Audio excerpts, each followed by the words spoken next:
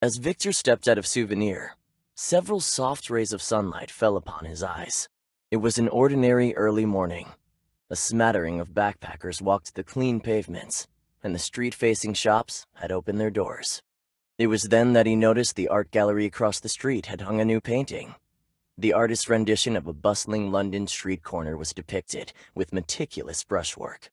He stood transfixed for several seconds, allowing his gaze to linger over it. Just then, a black Maybach pulled up beside him.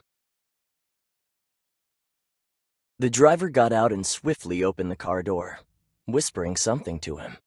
Victor's face betrayed no emotion, maintaining that same placid expression. But for a brief moment, an inscrutable look flashed across his eyes. Sure enough, Special Task Force had conducted another spot check after the cargo was unloaded. If he hadn't preemptively taken away the box she was hiding in, the situation would have gotten thorny, to say the least. Thankfully, she was safe, because he now had important things to do. Victor got in the car and glanced at the sun-drenched facade of Souvenir through the window, before turning his attention to his phone, which had amassed a pile of unread texts. Compared to Victor's typically calm and composed demeanor, the young woman at the steering wheel seemed beset with worry. This wasn't the first time STF had searched the ship, and it was certainly possible they were aware of the connection between the CEO and No Man's Island. They'd come after LFG from all sides, and this time the commander himself had come. Perhaps they could fool them once or twice, but could they do it 10 times or 100? It was only under the protection of No Man's Island that she and other evolvers had been able to return to a stable life, and not for 1 minute did she want to return to that former life of constant worrying and feeling like an outcast. As these thoughts ran through her mind, she began to say something, and then stopped, unconsciously letting out a heavy sigh that hung distinctly in the silence of the car. When her mind refocused, Victor had looked up from his phone.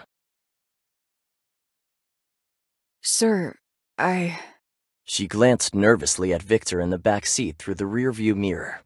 His expression was as stern as ever, and the concern she was trying to voice was immediately cut short by that somber gaze. But Victor already knew what was on her mind. Don't worry. Going forward, we'll just have to take more precautions. The young woman nodded in agreement, then suppressed her wild imaginings and turned her attention to the road in front of them. Another new message popped up on Victor's phone. Goldman's cautiously concerned attitude was crystal clear in the careful phrasing of his text. Victor knew that Leto had already determined that he was the boss of No Man's Island. He just lacked the proof. Therefore, LFG was also in STF's crosshairs, and missing that target left a sour taste in their mouth. But that didn't matter. Aside from STF, there was something he cared about even more. What had happened to her Evol? Victor contemplated for a moment. Then he pulled up a name from his contacts list and sent a text. Soon after, an investigation report was placed before him, taking much less time than he'd anticipated. But this only proved that whatever appeared in the report was no longer a secret. The Evolution Accelerator prototype was manufactured by the former Ultimo Bio-Research Center. Due to a lack of core technology capable of harnessing and promoting Evol evolution, it was initially a half-finished product, unable to be put into service. As Victor read over the report, his eyes fixated on the word evolution, and his expression grew grave and conflicted. Technology that could evolve Evol through external means wasn't something that could just be developed overnight. It seemed that STF had been hard at work for some time. Lost in thought, Victor's brow furrowed. Suddenly, a flurry of notifications beeped on his phone. It was a meandering string of texts from the girl, yammering about how she was behind on her proposal, and begging him to take pity on her. She excitedly described the snacks she bought from a little street vendor, ending the sentence with a string of goofy emojis, and explaining that she got on the wrong subway and wouldn't make it in time to meet him for lunch. After reading her messages, his face relaxed, and his tightly pursed lips broke into a faint smile. A hint of assurance crept into his expression, and the clouds of uncertainty quickly faded from his formerly brooding eyes. All the clues lined up, pointing to one single possibility. Although it was a bit astonishing, it was perfectly logical. Victor looked out the window. The trees lining the street were lush and green. The scorching sun was out in full force. The sea's surface glistened like diamonds under the sun's rays, a dazzling display. There was a knock at the door. Victor put the investigation report into a drawer, no longer concerned about the minor details contained within. Come in. Goldman was holding quite a few documents, but the first thing Victor noticed about him was the hesitant look on his face, as if he wanted to say something. How many more walked? Goldman was uncharacteristically taciturn, as he deftly handled the documents, presenting each contract page by page to Victor. Victor scanned through the contracts, then signed his name on the last page. When all the documents were once again back in Goldman's possession, Victor gave him a glance. Don't pay any mind to their comings and goings. Just do your job. But, sir, I feel like something strange is going on. Goldman's halting tone wasn't so much indignant as it was distressed. LFG gave them work, even getting on the STF's bad side for it, and still, they just walk away. Victor remained silent. Over the past month, there had been a spate of people leaving the shelter they had sought on No Man's Island. Some left quietly, and others after giving an earnest gift of thanks. At first it was a few, and then dozens, until No Man's Island was perhaps only 2/3 of its former numbers. Intuition told him that something was off, that there must be some deeper conspiracy in play. People are free to make their own decisions. If they want to go, No Man's Island will, of course, let them. Victor glanced at his wristwatch. There's no urgent business at this afternoon's meeting, so I won't be going. See to the arrangements. As more and more people left, dozens of names had been crossed off the list of evolvers on No Man's Island. With their departures, the atmosphere on the island grew precarious. They stole away mysteriously, never disclosing to others where they were headed, even among their closest friends and companions. But they all left without hesitation, their faces full of hope and yearning for the future. It was all very suspicious. This became a topic of idle conversation amongst everyone on No Man's Island. They conjectured all sorts of possibilities, tried to discern the boss's thoughts on the matter, and scrounged up news about it from various sources. Motivated by both the spirit of fun and a desire to get to the bottom of things, they fervently chased after the truth. Victor also sought answers. He sent someone to tail a couple who had left No Man's Island a few days prior, and the results left him somewhat surprised. They'd gone to Agio Street, a legendary underground block of Loveland City. But they were not alone. All the evolvers who'd left the island had gone to Agio Street. Victor had long heard of the existence of the clandestine location.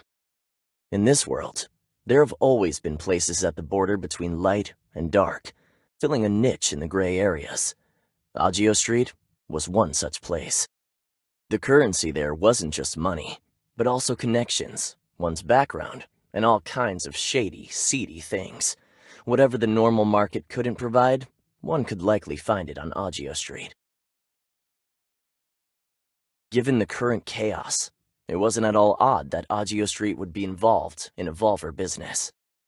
Just as Victor was pondering what else might be hiding on Agio Street, a breaking news notification popped up on his phone.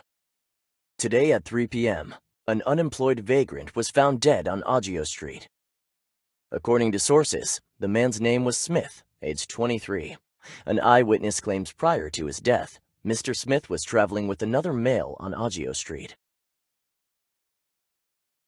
A netizen discovered that the deceased's name appeared on the list of evolvers published by Special Task Force. However, the autopsy report showed that Mr. Smith did not possess any evil genes. Looking at the screen, Victor discovered that he recognized this person. He had been the first evolver to leave No Man's Island, but now he had become a normal person. This was no accident. Victor thought of STF's evolution accelerator and the girl's missing evil. He boldly speculated that the cause of this evolver's death might just be the key to cracking this whole riddle. After a moment of consideration, Victor decided to make a phone call. It's me. The person on the other end laughed politely. Mr. Victor. I'm looking for a certain something. Perhaps Agio Street has a supply. The person on the other end was quick to respond. No need for perhaps. There is nothing that I can't find on Agio Street. It's not just an object. I also need you to hook me up with a contact. A hint of doubt crept into the voice on the phone. You wish to come in person? Before that, I need to confirm something. A dropper extracted several drops of a clear liquid from a test tube. The lab technician conducting the experiment was wearing a mask, but just from his eyes, it was apparent that he was nervous. Victor sat in a chair by the wall, his black suit contrasting starkly with the pure white tile all around him, as if he'd carved out a space in the laboratory, cut off from the rest of the world. His expression remained composed, as though he had already determined the outcome of the experiment, showing not an ounce of curiosity or anxiety. So what was the CEO of LFG doing in a place like this? Were the rumors that LFG had invested in a research facility true? Glancing back furtively, the lab technician felt even more nervous. He shook his head and reminded himself that he just had to do his job and concentrate on observing any changes under the microscope. And the answer yielded from his observation was no change at all. Once again, he extracted some liquid and dropped it into different devices. A half an hour later, the results of the test remained the same. After drawing his final conclusion, he hesitated a moment. Glancing back and forth between the two people with their different expressions, he finally turned to Victor and reported the result of the experiment. The white porcelain space was awash in the cold glow of the equipment. A clink of wine glasses sounded incongruously, and a middle-aged man asked with great interest, Seeing as the serum is useless, what do you plan to do now? Victor casually made his request. I want to meet the developer of this serum. The man let out a laugh, then smoothly picked up his phone and dialed a number. Placing it on the table, he put the phone on speaker. The call was quickly answered. The other end of the line was noisy, and the person on the phone spoke in broken English. The man topped off Victor's glass with wine as he spoke on the phone. The matter progressed smoothly, and the person on the other end was clearly satisfied with the offer.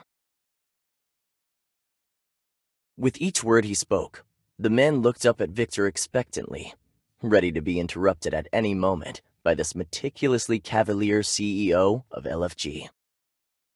But surprisingly, Victor never raised any concerns and remained silent through the negotiations and the completion of the deal. And after agreeing upon a time and place, the call was ended. Have you made your decision? The man's many concerns were evident in his expression. Prior to that day, he would never have imagined such a dignified fellow like Victor setting foot in a rogues gallery such as Agio Street, much less make a deal there. Victor looked stoically at the man across from him. A moment later, he stood up and walked straight out the door, his attitude leaving nothing in question. Victor's car stopped at a street corner. Several thuggish youngsters were brandishing knives. Recently, there had been a lot of fancy cars like this one coming and going in the black market. They were all well-heeled evolvers, looking to score a drug, all of them as timid as church mice. One could make a pretty penny off them, just showing them around the market. And by the looks of it, this one had deep pockets. The leader of the youths gave one of his buddies a look, then stepped forward with his hands in his pockets. The car door slowly opened, and a group of bodyguards in suits and leather shoes stepped out. This, however, did not intimidate them. On Agio Street, you had to put your life on the line to strike it rich. He let out a whistle, indicating to his buddy to look out for a signal. Just then, Victor strode out of the car, his slightly open black suit billowing in the evening breeze. He looked around and casually adjusted his silver cufflinks. Several tentative footsteps were taken toward him, but they stopped in their tracks upon meeting his unflappable gaze. Victor didn't pay much mind to this little interlude. He had an important piece of business to discuss. The cool neon lights shone on his emotionless face, more difficult to read than the unfathomable depths of the dark night sky. In stark contrast to the cold, sterile lights of the outside street, inside there was a dazzling, warm brilliance. Everyone was waiting in the spacious private room, including Victor.